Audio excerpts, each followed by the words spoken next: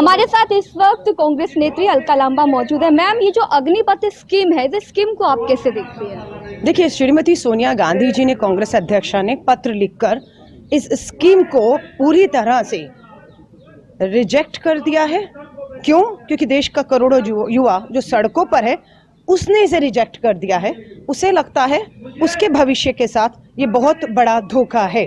4 साल के लिए सिर्फ भर्ती, 17.5 साल की उम्र में वो भर्ती होता है और 21.5 साल में वो रिटायर हो जाता है। ये सरकार कहती थी 1 रैंक होगा और 1 पेंशन होगी। अब कोई रैंक नहीं है, कोई पेंशन नहीं है, और इससे बड़ा धोखा क्या हो सकता है? सेना में 2.5 लाख पद खाली है, सरकार साफ नहीं कर रही वो खाली पदों को भरा जाएगा या उसे खत्म कर दिया गया है। और अब आप जो है सिर्फ इस तरह से ठेके पर अब भर्तियां करेंगी। कल मैं लेफ्टिनेंट जनरल अनिल पुरी जी को सुन रही थी, उन्होंने साफ कहा कि जो बड़े बड़े उद्योगपति हैं, नाम लिया उन्होंने, अंबानी का नाम लिया, आप देखिए, उन्होंने कहा टाटा, अंबानी, अदानी, इन सब के उद्योगपतियों के लिए भविष्य के लिए तैयार किया जाएगा, ये उन्हें ले लेंगे। हम पूछना चाहते क्या सरकार का कोई करारनामा इन उद्योगपतियों से हो चुका है तो देश के युवाओं के सामने रखें, ताकि उन्हें ये लगे कि हाँ, हमारा भविष्य उस 4 साल के बाद भी सुरक्षित है।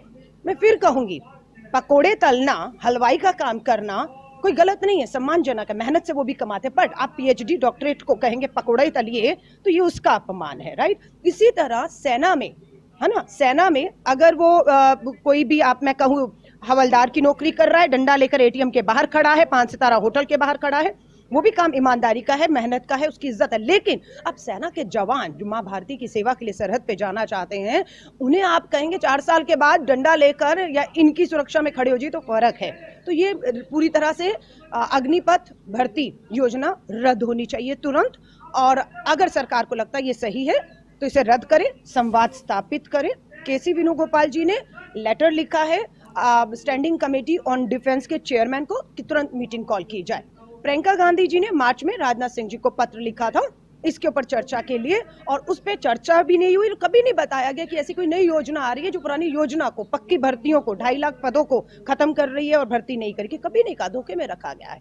तो हम तब तक देश के करोड़ों युवाओं के साथ खड़े हैं जब तक ये वापस नहीं लिया जाता। आखिरी सवाल आपसे लेना चाहूंगी, बीजेपी का आरोप है कि कांग्रेस भड़का रही है युवाओं को, इतनी अच्छी स्कीम लेकर आए हैं हम, लेकिन उसके बावजूद भी भड़काने का काम। जेपी नड्डा जी का तो बयान है कांग्रेस विलुप्त हो चुकी, खत्म हो चुकी है, भारत तो कांग्रेस मुक्त हो चुका है। आज जब भी करोड़ों युवा, चाहे किसान हो, सड़कों पर निकला, व्यापारी जीएसटी को लेकर निकला, नोटबंदी, तालेबंदी में करोड़ों मजदूर सड़कों पर आए, और आज अग्निपथ को लेकर जब युवा सड़कों पर है तो कहते हैं सब कांग्रेस का। तो मान लीजिए कांग्रेस में दम है, और जब कांग्रेस युवाओं के साथ, किसान के साथ खड़ी होती है तो सरकार को अपने कदम पीछे खींचने पड़ते हैं। ये हमने कृषि कानून में देखा है, अब यहाँ पर भी आप देखेंगे ये कानून वापस लेना होगा।